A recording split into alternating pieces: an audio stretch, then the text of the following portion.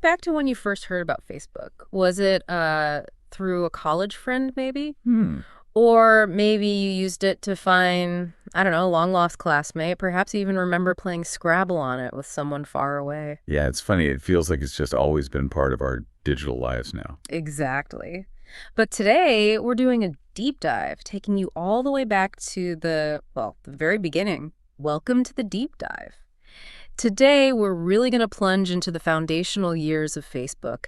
And our main guide for this is a truly fascinating 60 minutes interview with a very young Mark Zuckerberg. He was just 23 years old. Right. And it gives us this incredible sort of raw window into the platform's infancy, a time when it was absolutely transforming how we connect. Our mission here is really to distill the critical insights, maybe some surprising facts, and the key lessons from these early sources. We want to give you a concise snapshot of a digital revolution just as it was unfolding. And maybe more importantly, what those early days tell us about growth, ambition, and frankly, the challenges that come with scaling something so huge, so fast. Absolutely. So we're setting the stage in a time when Facebook was hitting these, almost unbelievable growth milestones.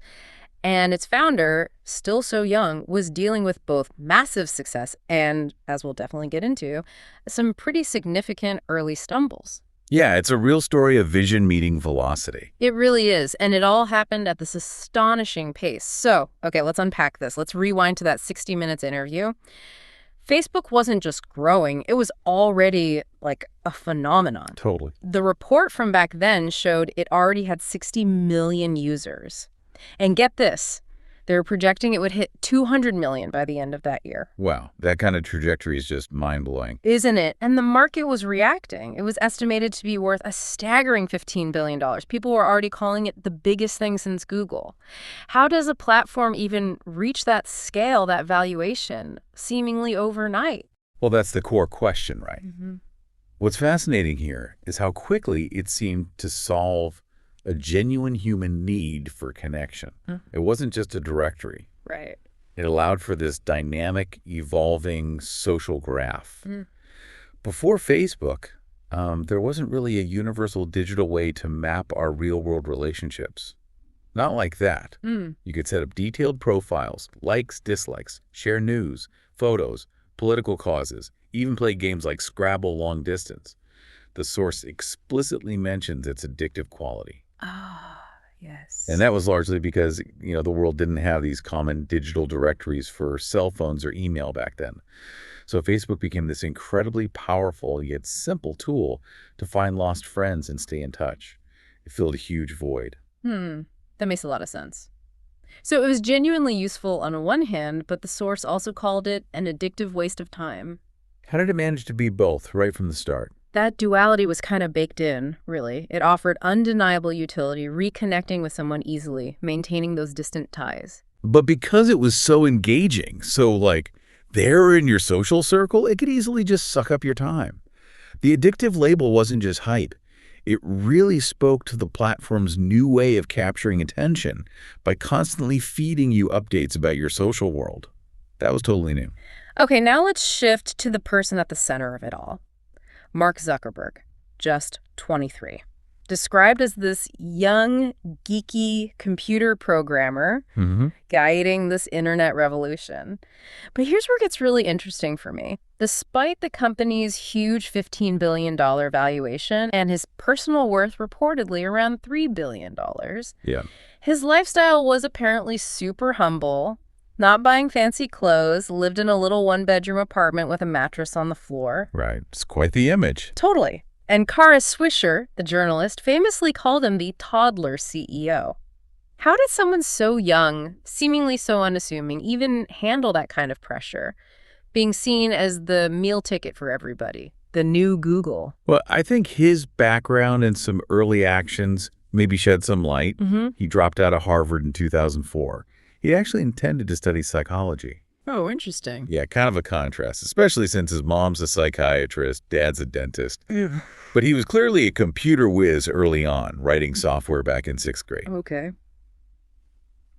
And then there was that infamous incident at Harvard, right? building a site to rate classmates' looks using ID photos he lifted from Harvard's computers. For a prank. Right, the prank that got him into deep trouble, put him on probation for hacking. If you connect the dots, it maybe shows an early tendency to push boundaries, sometimes, controversially. This wasn't just a weird anecdote. It kind of spoke to an ethos, maybe. This intense focus on the product, not the personal stuff, which you see sometimes with disruptive innovators. That focus, plus maybe a willingness to challenge norms, probably helped him block out the noise and just build. So from pushing boundaries in a dorm room, he transitions to building an actual empire. He and two roommates create the Facebook, initially just an online directory for students to message each other. Exactly. Launched from their Harvard dorm in 2004. And then, boom, 4 months later, 40 colleges. Then they moved to Palo Alto that summer. Explosive growth right away. But with that kind of rise, surely there were immediate challenges beyond just the tech scaling. Oh, absolutely. And this brings up a really important point about the legal side of rapid tech innovation back then. Oh, okay. Almost right away, he gets hit with a lawsuit from 3 Harvard upperclassmen. They claimed he stole their idea and their code. Right, I remember hearing about that. How did he handle it at 23? Remarkably unfazed, it seems. Yeah. His response, according to the source, was basically, "We know that we didn't steal any ideas or code." He said he wasn't worried, just left it to the company lawyers. Huh. So while he seemed unconcerned, this early legal fight really highlights the intense competition and the kind of accusations that fly when something takes off that fast. It showed early on that Facebook was in a high-stakes game. And despite those legal issues and his age, Zuckerberg seemed to make some really savvy business moves one after another. He expanded access systematically, right? From college kids to high schoolers. Then adults in 2006. And that became his fastest growing demographic. What else showed that business sense, even so young? Well, a really crucial strategic move was inviting everyone on the site to create new software and actually profit from it. Opening the platform like that, it was pretty revolutionary at the time. Yeah, that sounds like a big deal. It was huge. It led to this wave of new programs popping up daily, like Facebook Scrabble, which he mentioned even let him play with his grandparents. This wasn't just adding features, it was about leveraging the community to build value. It turned Facebook into an ecosystem, not just a site. Creating those network effects. Exactly, which just compounded the growth like crazy. And wasn't just personal connections and games. Facebook quickly started having this broader impact. Like in politics, apparently every major candidate had a page pretty early on. Yeah, the 60 Minutes piece noted that they even observed, interestingly, that there seemed to be more Republicans on the site than Democrats back then. And among them, Obama, with his young base, was hugely popular, while Hillary Clinton was apparently hugely unpopular. Wow. So it really changed campaigning, too, allowing politicians to talk to tens of thousands of people at the same time. For sure. But maybe even more fundamentally, how did this social platform start challenging the web giants, like Google? What stands out to you about that? Well, I remember the talk about it being a threat to Google. Charlene Lee, the Forrester analyst, said that, right? She did.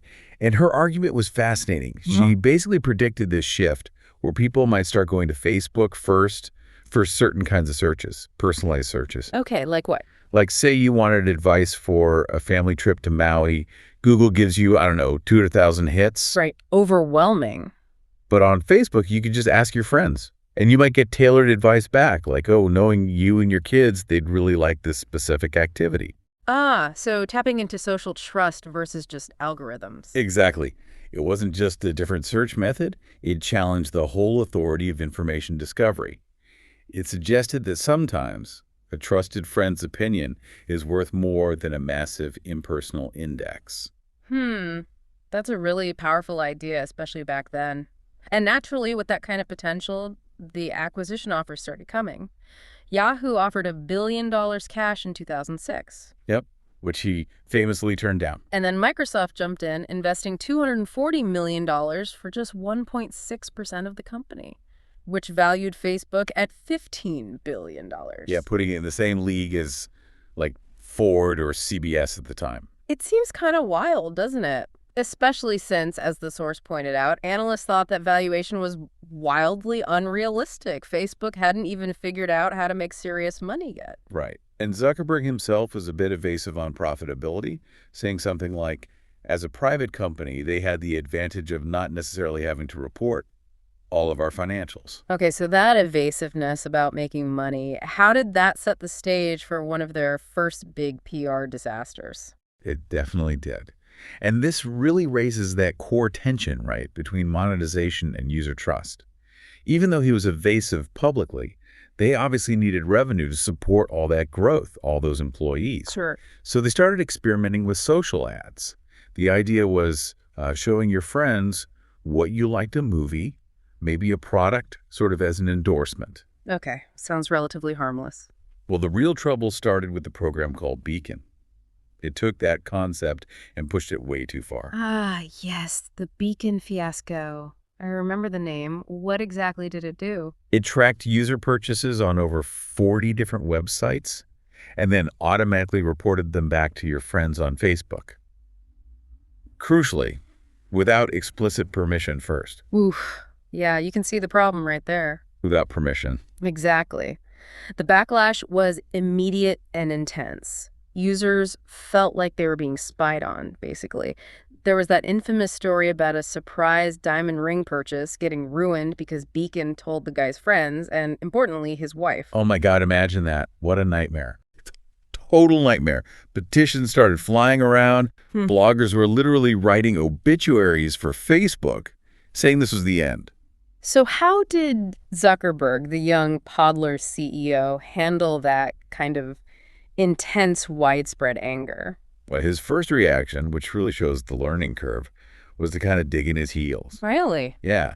He argued publicly that this approach actually made advertising less commercial than old school banner ads. The logic being users would rather see what a friend bought than some random ad. Which completely missed the point people were upset about. Totally missed the privacy and consent point. And when pressed, he apparently gave what was described as a canned response, like a typical executive saying they had 400 employees and, they needed to make money. It just didn't land well at all. Okay, so he was defensive at first. What finally made him change course? What was the turning point? The turning point, according to the source, was pretty clear. 3 major advertisers threatened to pull their campaigns. Ah, the money talks. Exactly. That financial pressure forced him to relent. He agreed to change Beacon, make it easier for users to opt out, turn it off. And significantly, he issued an apology. Charlene Lee, the analyst we mentioned, she was pretty blunt about his mistakes. Actually doing Beacon, then not explaining it well, and crucially, not backing off very quickly. She even questioned his judgment as a CEO at that moment, a big misstep. Wow. Okay, so a huge mistake, a public apology. But it sounds like people around him still thought he was capable, suggesting he was learning fast. Yeah, it's quite the paradox, isn't it? You have this image of him still in the hoodie, maybe no socks. Right. Contrasted with him apparently rapidly becoming a suit, as the source put it. He was even pondering going public, though he said in the interview it was highly unlikely for 2008, maybe 2 or 3 years away. So what did he think about his own youth? Did he see it as a plus or a minus? He seemed pretty self-aware, actually. He acknowledged his age was probably a little bit of both, an asset or a liability. Okay, he lacked the traditional business experience. But on the flip side, he had this unique knack for understanding and building for this new social web in a way older execs maybe just couldn't grasp yet. This whole deep dive into the early years, especially the Beacon mess, it really highlights that even the most visionary leaders can make pretty big mistakes, often very publicly. Yeah, definitely. It also shows just how quickly user trust, if you take it for granted, can just evaporate. It forces companies to adapt, sometimes painfully. It's a real test of leadership. So you have to wonder, what does this all mean for the pace of innovation we still see today? That's a great point. We've really taken quite a journey here, haven't we? Through the very early days of Facebook, from a dorm room idea, really, to this global phenomenon facing its first major crisis. It's such a powerful story of incredibly rapid growth and, the unique challenges facing a very young leader. So as you navigate your own digital world today, maybe take a second to consider how much has that balance between innovation, making money, and user privacy really shifted since these pivotal early days of Facebook?